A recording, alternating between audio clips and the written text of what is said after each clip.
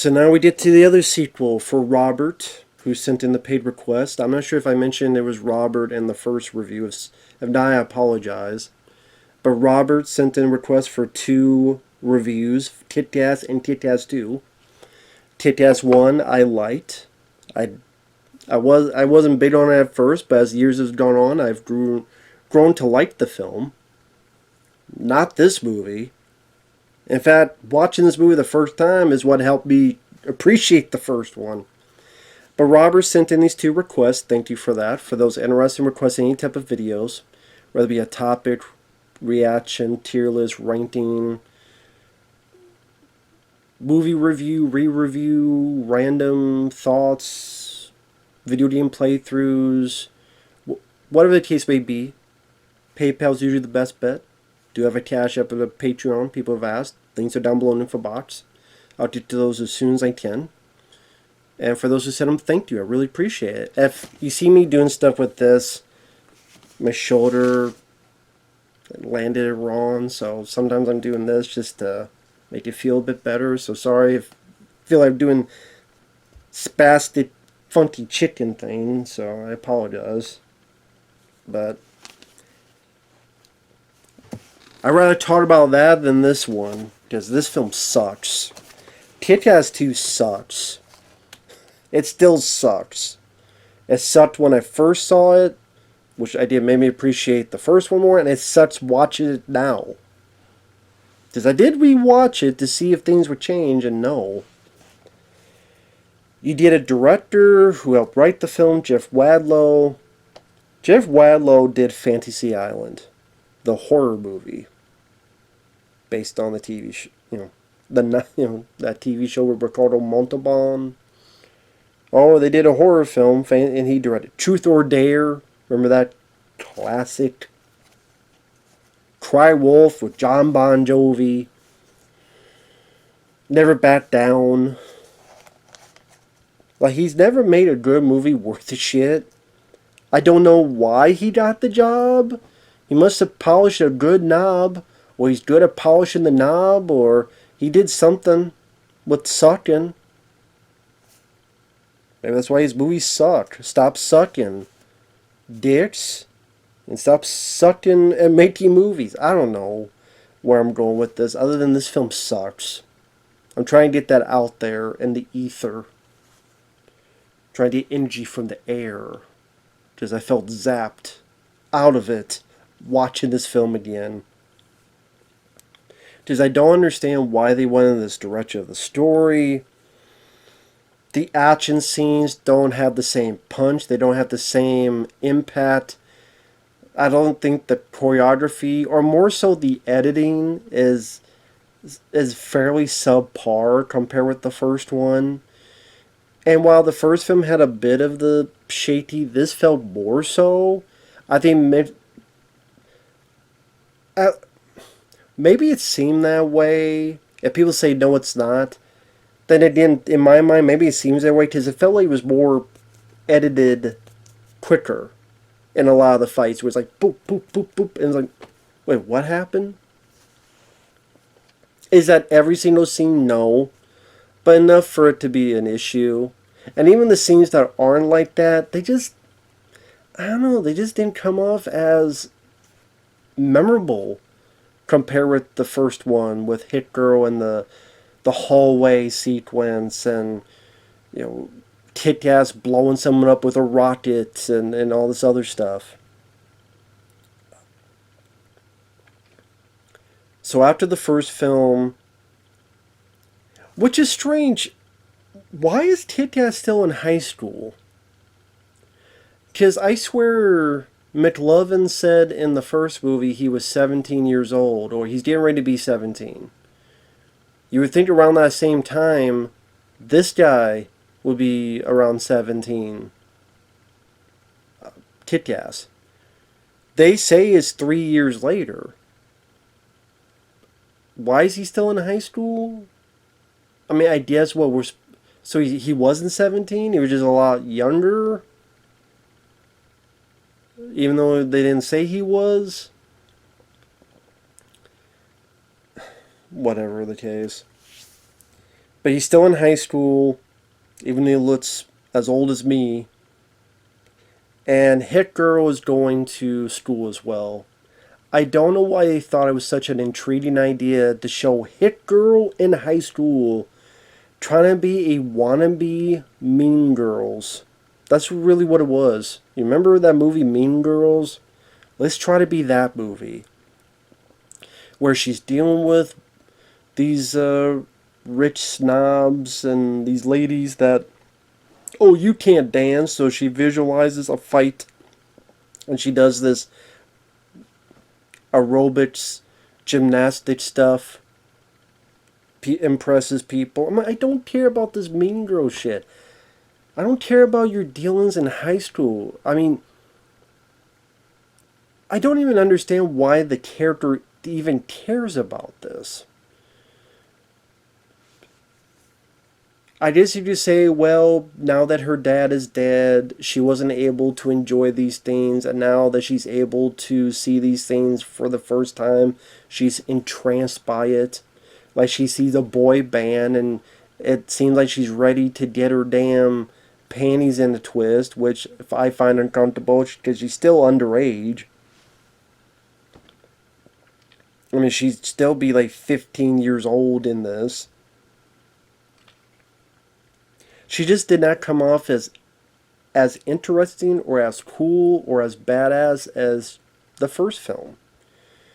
Yeah, Morris Chestnut, who's her guardian, which I get what they're going with the character, but he became such an... What's the phrase I'm thinking of? Putting cold water on everything, dousing any type of possible excitement with lectures upon lectures upon lectures. And it's like, I get it, because this is a young child.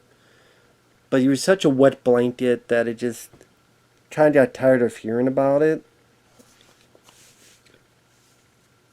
I should have started this about 7 minutes ago when I started the review. The best way to describe why I hate this film, why I think it's a piss poor sequel, is there is a scene where, to get revenge on one of the lady bullies, Hit Girl has a wand, hits her with it, some kind of electrical shock thing. So then the bully vomits a lot and shits. And they show it, a wide shot of her bending over and vomit, and out of her butt is CGI crap that looks like pudding. CG pudding. Imagine this is the girl, and this is her mouth, and this is her ass. It's like a wide shot, and she's puking here, and then here, with the skirt or whatever, you see CGI pudding coming out of her butt. That's supposed to be her, shitting herself. And I'm sitting there going,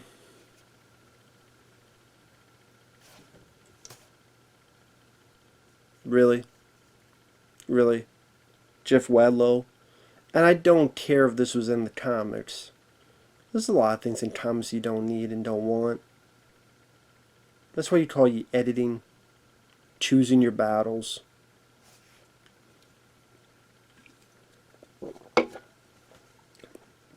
That's that kind of stuff I just hate. Hate.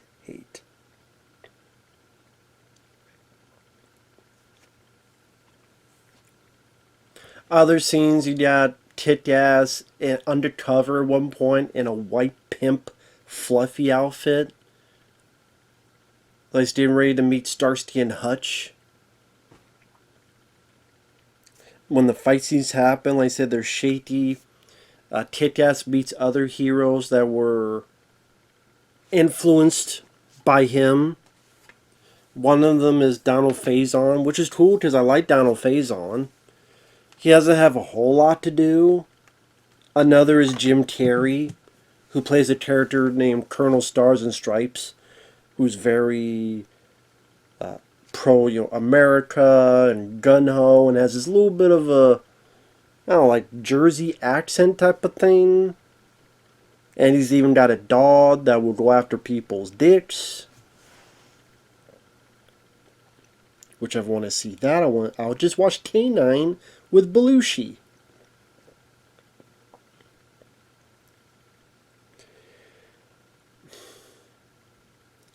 I liked Jim Carrey in this film.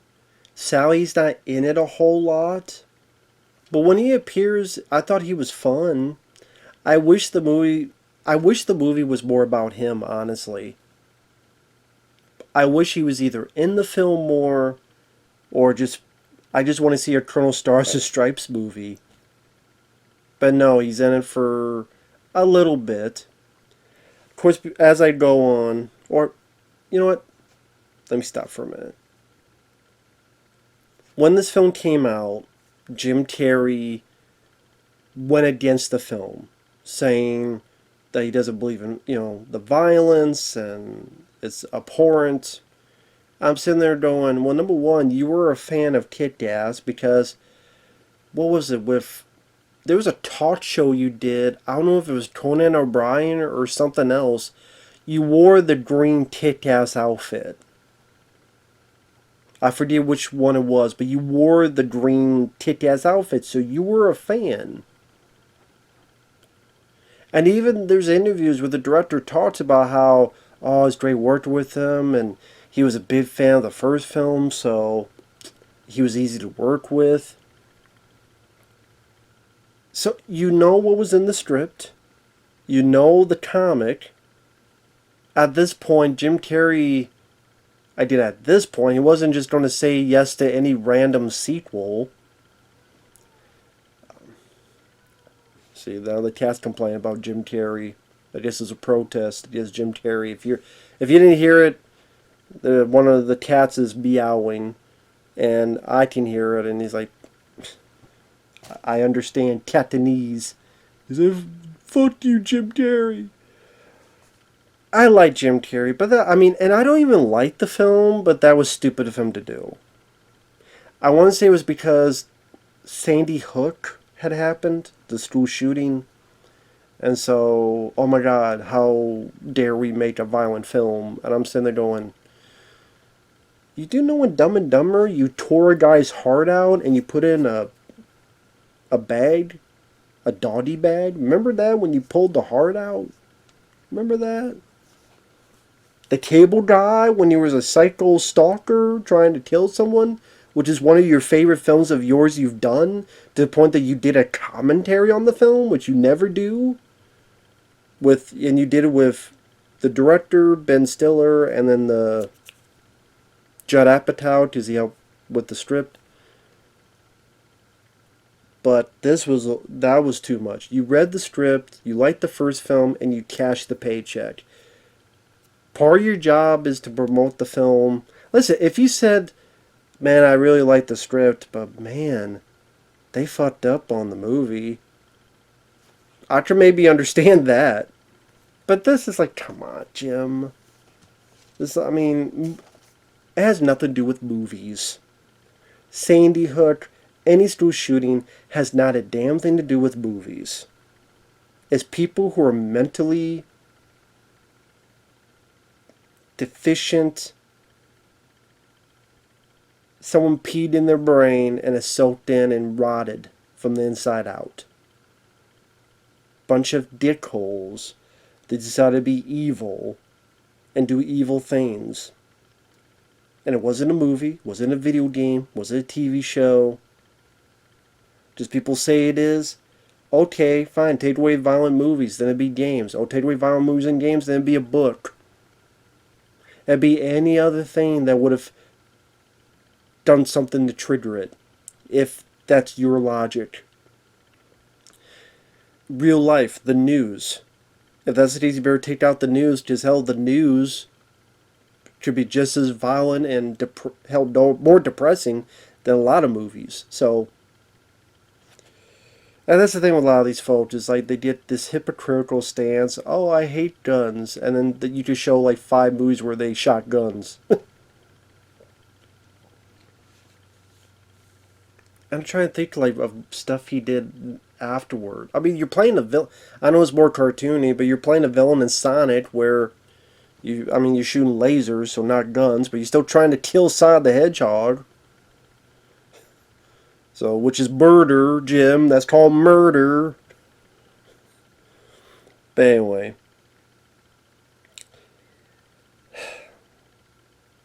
So, I didn't like that Jim did that, even though I don't like the movie. I do like his character, though. I thought that was a fun character. The bad guys, McLovin, he was the son of the bad guy. Now he's the main bad guy. And I'm sorry, Christopher Mintz-Plasse, I don't buy you as a villain. I know we're not supposed to take him seriously as a threat, but still, a little went a long way. Whether it be him accidentally killing his mom, him trying to rape someone, but he gets the doodle dick. It's like, we'll beat her up. I guess in the comic, the character actually did succeed in doing that. With the line, come taste some evil dick or something.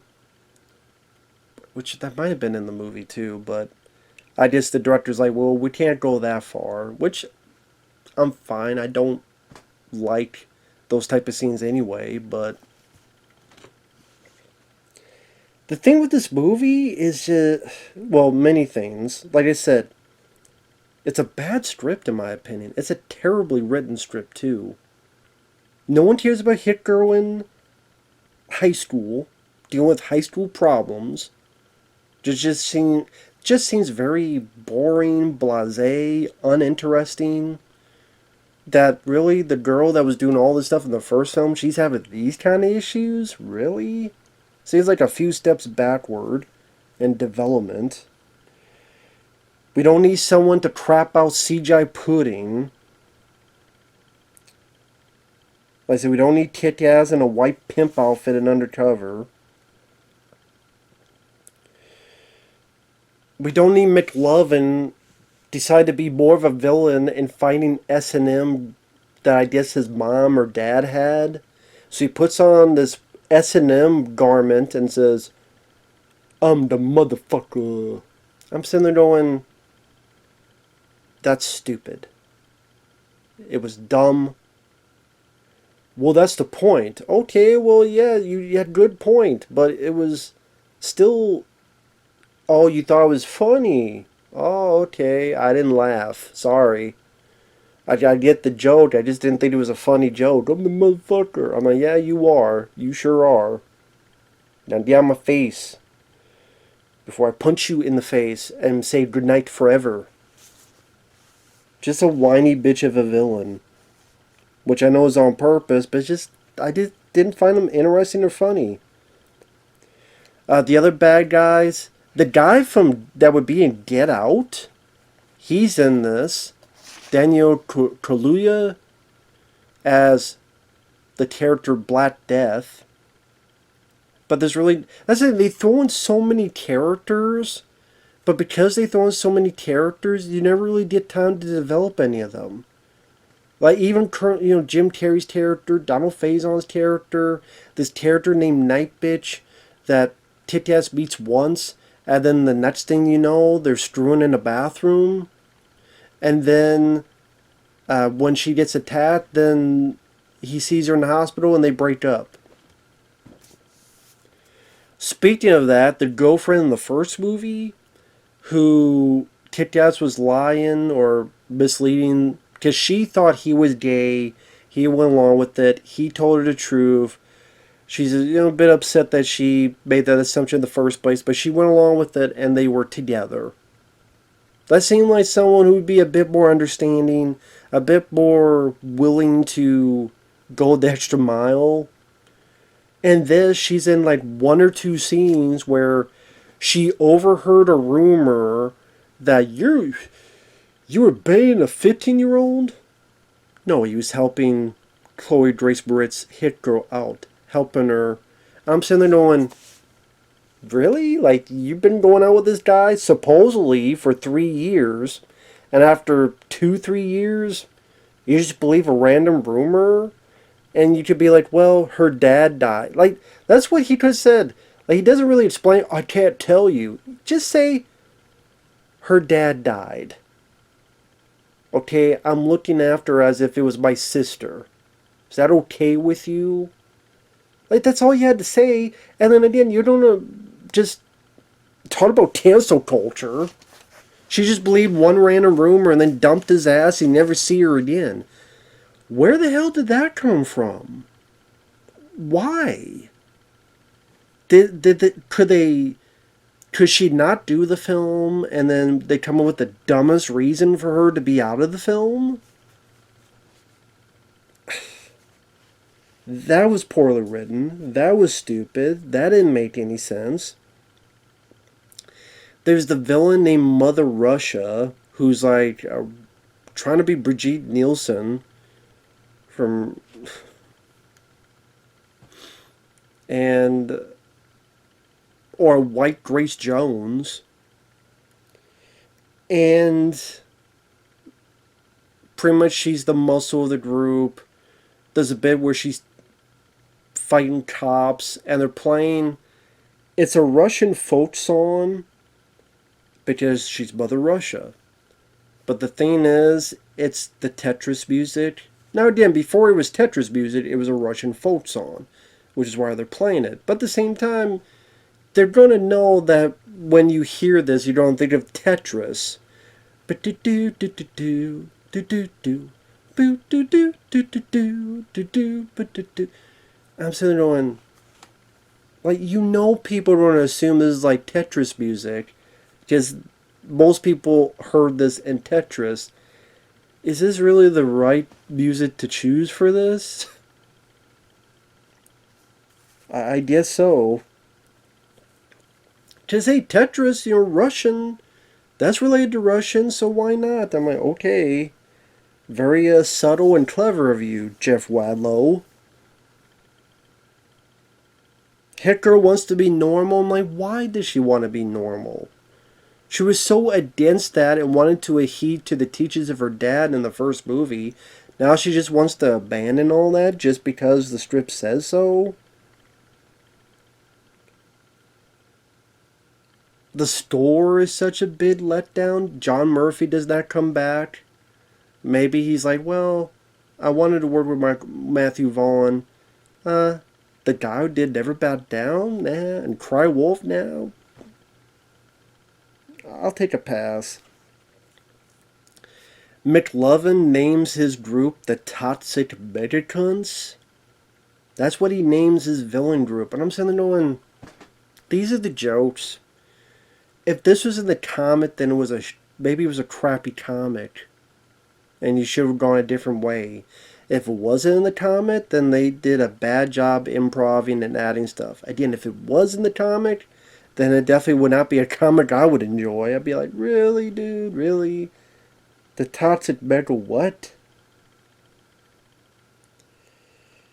The action scenes are not as good. The humor is pretty lame. Kick-Ass really has nothing to do until his dad finds out who he is. That at one point the police come by and the dad takes the fall. Spoiler alert. This is another thing about the script. This is what I'm talking about with the script. So Kick-Ass has two buddies. One of them is Clark the guy who's in Hot Tub Time Machine, and he's one of the heroes, wants to be a hero, finds out that his buddy's Kick-Ass. Well, they have another guy, another buddy, who comes in later, and he wears a costume, and he wants to be named Ass Kicker. So after one little 30-second fight, he's like, I'm telling you guys, leave me out. I'm going to be a supervillain. He leaves. I don't know if he said he wants to be a supervillain. I'll take that back. I don't remember what he said. But one thing leads to another. He might have said that. Maybe he did. And I'm like, what? Either way, he gets with McLovin's group, starts talking, and that's why I'm thinking maybe he doesn't know they're villains yet.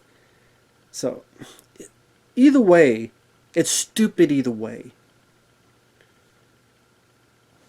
He spits out and spouts off who Tit-Gas is, and obviously knows his secret identity now, and his dad, and because of that, it led to his dad being arrested, and then in prison, his dad gets killed. Murdered. And then when they're at the funeral, Tit-Gas gets kidnapped. Hit Girl has to go save him.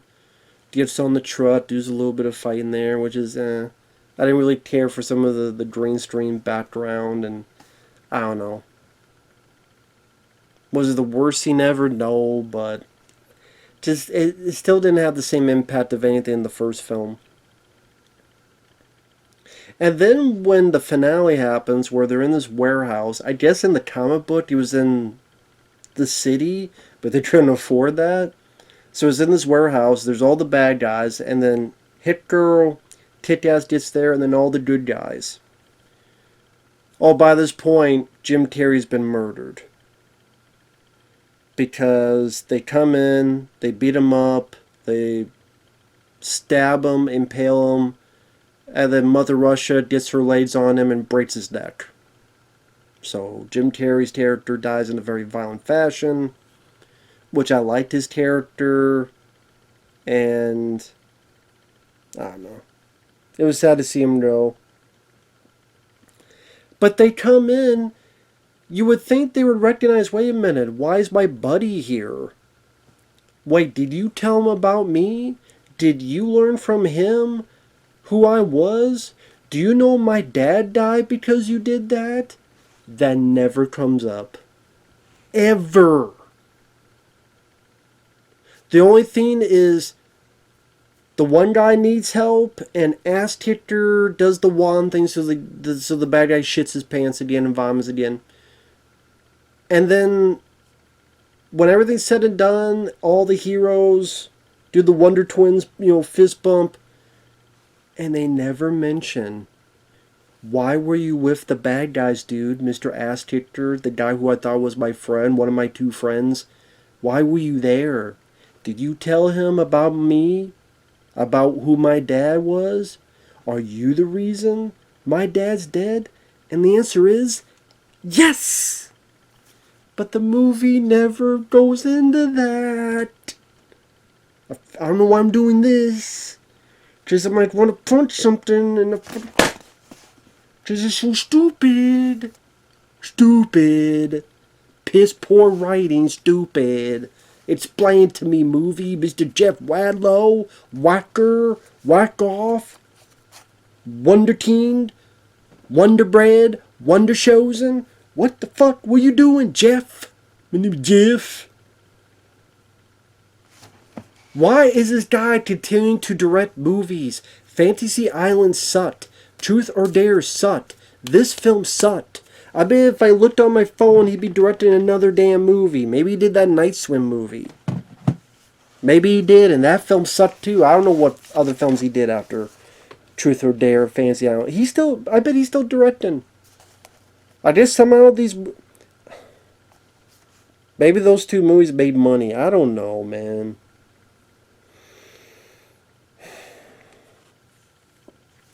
And then the finale is just everyone getting these fights, but the fights really aren't that... Donald Faison gets a bat, and then there's fights, but you don't really get to see him do much of it. The other people is kind of just people kind of doing this. Tit-Gas fights McLovin. I'm sitting there going, okay. You've been trained by Hit Girl. The other guys, well, I guess McLovin, there's a scene where he's kind of being trained by MMA guys. Although I'm sitting there going, who the... We saw how buff looking Aaron Taylor Johnson looked. There's no way he should be losing to McLovin, but, it's a movie. Hit Girl fights Mother Russia. She gets beaten up. She takes his adrenaline shot. She beats up Mother Russia. And you get the CGI additions, which I did not care for, where there's like all this broken glass and like the Flash take it. I'm like, okay, I know it's adrenaline, but this ain't the Matrix. Okay, you're not the Flash. And just putting CGI glass stuff. I wasn't a fan of it.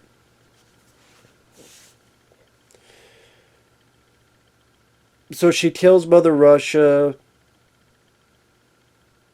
Kick-Ass hits McLovin. Tries to save him for some reason.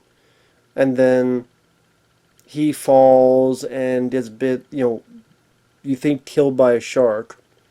He has this look on his face. I'm sitting there going, dude, why do you have this look on your face? This guy got your dad murdered? And in the first film, you blew a guy up with a rocket launcher. Do you not remember that? You killed a bunch of people with machine guns and on a jetpack. You were fine with killing them. You were fine with shooting Mark Strong in the face with a rocket. But McLovin, the guy who killed your dad and tried to rape your teenage girlfriend but not, and got people beat the hell out of her. Oh, let's feel bad, or whatever the hell they were trying to get with that scene. I don't know. But that look on his face, I'm sitting going, what? I don't even get why he tried to save the guy in the first place. It's not like you try to save the people at the end of the first movie. Well, I mean, there'd be no chance to do it anyway, to be fair. But it's like, I'll kill people with a jetpack and I'll blow someone up with a rocket launcher, but McLovin, I'll try to save you. I'm sure someone's going to try to explain to me, and it's not going to make any damn bit of sense. So they stop being heroes for a while. Hit Girl's going to leave. Kisses Aaron Taylor Johnson and says, that was my first kiss, which is still weird because it's a 15-year-old kissing someone, an older kid who's like, at this point, looks like he's in his 20s. I'm like, I don't want to see a 15-year-old kissing someone. It's just weird and gross because you're underage. So she drives off. And I guess you get the hint that Kick-Ass got like new helmet, new costume. And of course, this film was not really that beloved and didn't really do that well. That's why no Kick-Ass 3. So, take that for you will. But yet it's still just like I think like a 6.79 to B. I think that's way too high. I think it's an awful sequel, and it's lame as fuck. And again, yeah, cheerleader, bully, getting shot, and CGI pudding coming out of her ass. Good job, Jeff Wadlow.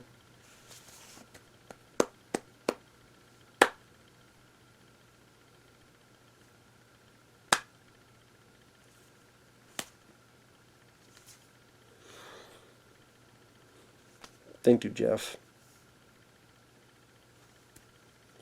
We'll see you guys later. Bye-bye.